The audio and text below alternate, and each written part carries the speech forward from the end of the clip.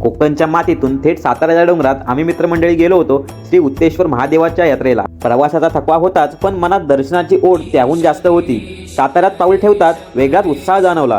श्री उत्तेश्वर देवाचे दर्शन घेऊन रात्रीचा तो ढोल ताशांच्या गजरात, मशाळींच्या उजेडात, दरे वाळणे उतेकर वनवळी गावातील पालख्यांचा छबिना सोहळा, हर हर महादेवाच्या जयघोषाने अख्खा डोंगर दुमदुमून गेला।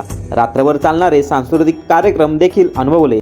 आणि येथील एक अद्भुत चमत्कार म्हणजे यात्रे दिवशी भाविकांची जशी गर्दी वाढते तसे या विहिरीतल्या पाण्याची पातळी देखील वाढते।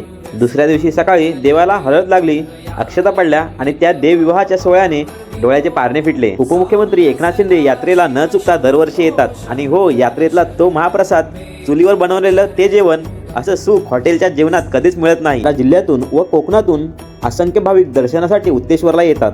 निसर्ग आणि अध्यात्माचा अनोखा संगम अनुभवायचा असेल तर तुम्ही देखील उत्तेश्वरला नक्की या आणि ही व्हिडिओ आवडल्यास नक्की शेअर करा।